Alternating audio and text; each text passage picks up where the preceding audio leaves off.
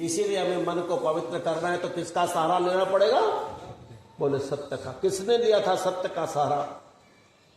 Pandav one में घूम रहे थे, 5 ही तो थे।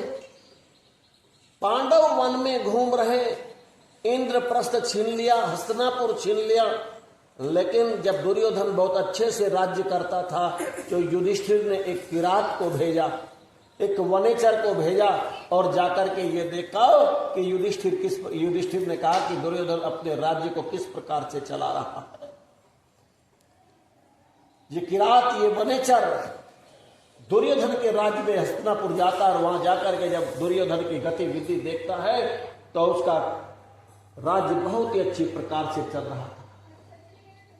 दूसरे राजाओं की जो समीपता बढ़ रही थी, एक राष्ट्र हस्तिनापुर के प्रति तमाम जो देश थे वो समर्पित होकर के दुर्योधन के संपर्क में आ रहे थे और अनेक प्रकार के पारितोषिक उसको देते थे, लेकिन फिर वे दुर्योधन के व्यवहार को किरात ने आकर के देखा और कहा कि महाराज युधिष्ठिर, मैं जो देख करके आ रहा हूं वहां किसी प्रकार की कोई कमी नहीं है, वहां स्वामित्व भी ठीक चल रहा है, सेवकों की ठीक प्रकार से वेतन आदि दिया जा रहा है, कोई कमी नहीं, अर्थात दुर्योधन की कोई बुराई करने वाला नहीं है, लेकिन फिर भी मैंने जो देखा दुर्योधन आपसे डरता है। इन 5 भाइयों से दुर्योधन क्यों डरता है? क्योंकि मैंने उनके राज्य को छीना है, कहीं इस राज्य को फिर वापस वो न छीन ले। इतने शक्तिशाली होने के बाद भी यदि दुर्योधन में एक आशंका बनी रहती है और वो आशंका यही है कि आप कहीं उससे राज्य न छीन ले। जंगल में विचरण करने वाले, सत्य से प्रतिष्ठित होने वाले उन पांडवों से वो शक्तिशाली दुर्योधन तब भी डरता है क्योंकि वो सत्य के साथ में खड़े हुए और वही वो आगे चलकर। इसीलिए जो सत्य के साथ, जो सत्यशाली व्यक्ति है, ऋषि दयानंद कहते हैं जो सत्यशाली व्यक्ति है, जो सत्य में प्रतिष्ठित है, उससे हम भी डरते रहे, उस व्यक्ति से हम भी डरते रहे। और यदि बेईमान कितना भी, यदि निकम्मा व्यक्ति, यदि बेईमान व्यक्ति कितना भी बलशाली हो, उससे कभी न डरे। ऐसे व्यक्ति से हमें कभी डरना नहीं चाहिए। और जो परमात्मा के निकट का व्यक्ति है, जो सत्यशाली है, जो आचरणवान है, उससे हमें सदैव डरने का मतलब उसका सहयोग हमें लेना चाहिए, कहीं हमारा निर्माण हो जाता। तो मन सत्य न शुद्धति, मन यदि शुद्ध होता है तो वो किससे होता है? सत्य से। इसीलिए सत्य का आचरण सीख लो। युधिष्ठिर के अंदर सत्य था, दुर्योधन डरता रहा। गांधी के अंदर थोड़ा सा सत्य था, पूरा सत्य नहीं था, थोड़ा सा अगर 40% 30% में सत्य था तो गांधी के साथ में इतने बड़े बड़े आंदोलन हुए और आज भी महात्मा गांधी का नाम हमारे बीच में दिया जाता है। अर्थात सत्य वो शक्ति है कि जो हमारे मन को पवित्र कर देती है। मन सत्य न शुद्धति विद्या तपोभ्याम भूतात्मा। ये जो आत्मा है, जिसे जल में घुस करके पवित्र करने की बात करते हैं, विद्या और तप के द्वारा इसको पवित्र किया जाता है। विद्या तपोभ्याम भूतात्मा। तप क्या है? तपो द्वंद्व सहनम, द्वंद्व को सहन करना तप है। पूज्य स्वामी सत्यवेद जी महाराज कह रहे थे कि हाथ को उठा करके तप करना ना, विचारों का परिवर्तन तप है। पूज्यपाद ब्रह्मर्षि कहते हैं तप क्या है? बोले विचारों का परिवर्तन तप है। अभी मेरा विचार आपके प्रति पवित्र है तो ये मेरी आंखों का तप है। मैं वाणी आपके लिए अच्छा बोल रहा हूं तो मेरी वाणी का तप है। 4 धूने 5 धूने लगा करके बीच में बैठ जाना और जेठ की दोपहर में सूर्य की तपती हुई गर्मी में आप तप रहे हैं, वो तप नहीं है। तप है विचारों का परिवर्तन, तप है आपके विचारों में पवित्रता आ गई तो आप बस में बैठे हैं, जंगल में बैठे हैं, घर में बैठते हैं, वहीं आपका तप प्रारंभ हो गया। किसी स्थान की आवश्यकता नहीं है, अर्थात विचारों का परिवर्तन। जिस दिन विचारों में परिवर्तन आ जाता है वहीं तप प्रारंभ होता है। तो इसीलिए हमें परिवर्तन के साथ में जीना चाहिए। हमारे जीवन के इतने समय निकल गया कि हमने कभी विचार किया कि मेरा जीवन बदल रहा है, मेरा शरीर बदल रहा है, मेरे बाल पक रहे हैं, मेरे दांत जा रहे हैं, मेरा चश्मा आ रहा है, मेरे कंधे झुक गए हैं, मेरे पैर लड़खड़ाने लगे हैं, मेरा जीवन, मेरा शरीर बदल रहा है। क्या मैंने अपनी आदतों को भी बदला कि मैं अपनी आदतों के साथ ही बंधा हुआ हूं? ये चिंतन का विषय। विद्या तपो, विद्या कहते हैं, विद्या ये ABCD ए आ उ ये सीखने की चीजें हैं। विद्या कहते हैं विद जमाया, अर्थात जिससे जाना जाए उसको विद्या कहते हैं, जिससे मुक्ति मिलती है, जिससे बंधन से छूट जाते हैं, जिनसे कष्टों से छूट जाते हैं, ऐसी वो शिक्षा उसको विद्या कहते हैं। सा विद्याया विमुक्त है। वेद सब सत्य विद्याओं का पुस्तक है और वेद का पढ़ना पढ़ाना और सुनना सुनाना सब आर्यों का परम धर्म है। ऋषि दयानंद वेदों के अंदर से निकाल करके ये सूत्र दे करके गए, जिससे विद्या प्राप्त करके हम अपने जीवन का कल्याण कर सकें। तो कहा विद्या तपोभ्याम भूतात्मा और बुद्धि जाने न शुद्धति। बुद्धि किससे शुद्ध होती है? बोले बुद्धि में पवित्रता ज्ञान से आती है। जब हम कहते हैं जब हम ज्ञान पूर्वक कर्म करेंगे तो निश्चित रूप से हमारी जो बुद्धि है, जब हम विचार पूर्वक कर्म करेंगे तो आपका यश बढ़ेगा।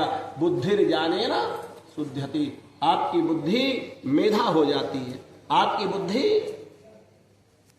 ऋतम भरा हो जाती है, आपकी बुद्धि प्रज्ञा हो जाती है। बुद्धि के 4 प्रकार हैं और जब इस प्रकार से आप उन्नति करते हैं तो इसी प्रकार से आपको ज्ञान हो जाता है कि गंगा जिसे कहते हैं। जब आप मेधावी हो जाते हैं तो आपको पता चलता है जो पूज्य स्वामी जी कह रहे थे वो ठीक है और जो संसार में घट रही है वो गलत है, क्योंकि अब आपके पास में ये बुद्धि रूपी जो ज्ञान है ये उद्बुद्ध हो गया है।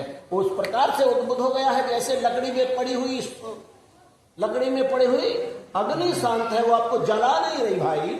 और जब वो लकड़ी से निकलने वाली अग्नि जल उठी तो आप उसको छू नहीं सकते, क्योंकि वो जाग गया है। अब आपको ज्ञान हो गया है, आपको पता चलेगा हरिद्वार में बहने वाली गंगा आपकी मुक्ति नहीं करेगी, वो तो शरीर में बहने वाली गंगा है, क्योंकि ये भी एक सृष्टि है, ये भी सृष्टि है। ये परमात्मा के द्वारा गतिशील है और ये आत्मा के द्वारा चेतनित है। ये सृष्टि शरीर रूपी, इसमें भी गंगा है जो नासिका से लेकर और ब्रह्मरंध्र से होकर और मेरुदंड के भाग में मूलाधार तक गई हुई है, ये गंगा है। इसके बीच में यमुना है, गंगा यमुना और सरस्वती, इन तीनों का संगम है।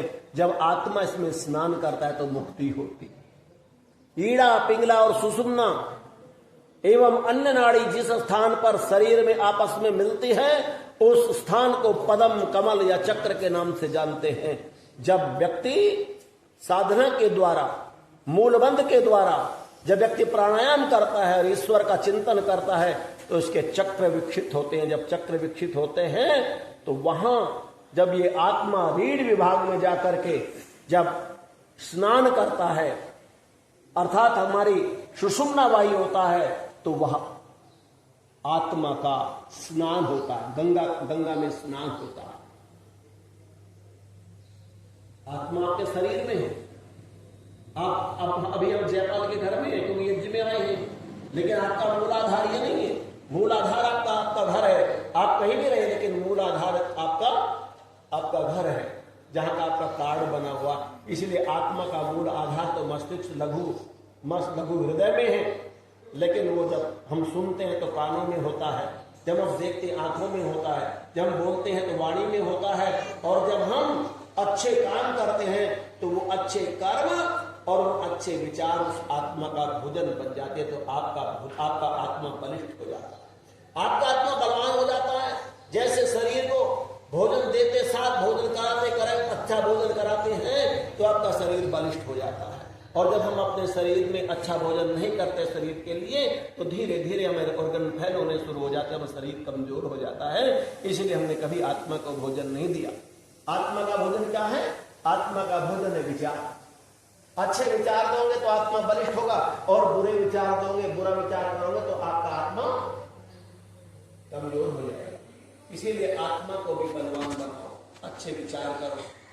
जब हम गंदा सोच रहे होते हैं, जब हम गंदा देख रहे होते हैं, उस समय तुम उठा करके आए ना, उस समय तुम उठा करके अचानक अपना चेहरा उस शीशे में देखो तो तुम्हारे चेहरे की चमक मिल रही।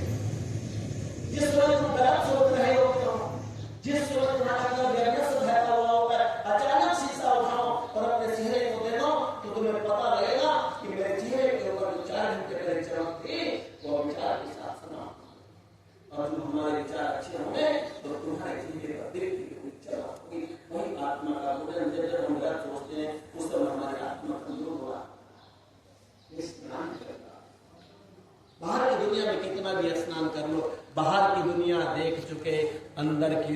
देखेंगे, मेरे प्रीतम का वास जहां, उस दुनिया को हम देखेंगे। बाहर की दुनिया देख चुके, अंदर की दुनिया देखेंगे। जब ये हमारा संकल्प बन जाता है तो निश्चित रूप से जयपाल जी हमारा क्या होता है भाई, फिर हमारा कल्याण हो जाता है। तो पूज्य स्वामी जी महाराज ने मैं विस्तृत रूप से बताने का प्रयत्न करूंगा कि गंगा किसको कहते हैं, गंगा शरीर में कहां से बहती है, कहां से प्रारंभ होती है, कितने चक्र है, और चक्र जब विकसित होते हैं तो इस व्यक्ति को कौन कौन सा ज्ञान और भान होता है। तो दो चक्र हमारे भू मध्य के, 2 चक्र हमारे भूभाग के हैं, 3 चक्र हमारे अंतरिक्ष के हैं, और 3 चक्र हमारे द्यू के हैं, द्यूलोक के, ये अंतरिक्ष लोक, और नाभि से नीचे का पृथ्वी लोक। तो 8 चक्र है। 8 चक्र में जब आत्मा जाकर के स्नान करता है, सुषुम्ना वाही होता है, तो इसको कौन कौन सा ज्ञान प्राप्त होता है, तो इनकी चर्चा भी करेंगे। इन्हीं शब्दों के साथ भाई जयपाल जी को बहुत बहुत बधाई और बहुत शुभकामनाएं। परसों आशीर्वाद होगा। आज बधाई इसलिए है कि उन्होंने बहुत अच्छा काम किया है। उन्होंने ये यज्ञ किया और एक बहुत बड़ा 30-35 साल का सर्विस, कितना सर्विस किया आपने? 40 साल 8 महीने, कितना लंबा समय, 40 साल 8 महीने। और जहां इन्होंने काम किया होगा, जिस कार्यालय में काम किया होगा, जिस डिपार्टमेंट में आपने काम किया होगा, निश्चित रूप से कोई व्यक्ति ऐसा नहीं होगा जो इन्होंने अपना न बनाया, क्योंकि इसमें एक खूबियत है, ये खासी इनके अंदर एक विशेष भगवान ने दी है कि ये जिस व्यक्ति के साथ में जुड़ते हैं उसको अपना तो बना ही लेते हैं। तो जिस जगह इनका कार्य क्षेत्र कहा, क्योंकि 40 साल 8 महीने एक जगह नौकरी करने पर कभी आपकी सर्विस ग्रुप में कोई प्रविष्टि हुई? कोई नहीं हुई। आए अब नौकरी करना बड़ा कठिन है, समय से निकलना, 10 काम करना, और 11वां अपने दोस्त को खुश रखना। कई बार तो ऐसी बात भी करता है जो न करने की होती है, तो उस समय हम चिंतन करना होगा, विचार करना होगा, और उसमें घंटे 2 घंटे का समय नहीं होता, उसमें सेकंडों का समय होता है निर्णय लेने के लिए, मुझे क्या बोलना है, मुझे क्या करना है। और उसका एक परिणाम है, यदि जयपाल जी का व्यवहार बहुत अच्छा ना होता तो संभवतः इनके जो बच्चे हैं वो आज उस समय पर उस स्थान पर ना होते, क्योंकि सारा समाज एक तरफ, सारे अधिकारी एक तरफ, सारी प्रतिष्ठा एक तरफ, और एक तरफ आपका व्यवहार, जिसके नंबर मिलते हैं, जो व्यक्ति व्यवहार से प्रसन्न होता है। मैं आपके साथ में व्यवहार अच्छा रखूं, किसी की सिफारिश नहीं मानेंगे आप, और मेरा व्यवहार आपके साथ में अच्छा ना हो, 10 व्यक्ति आपको मेरी सिफारिश करें, आप खारिज रखोगे?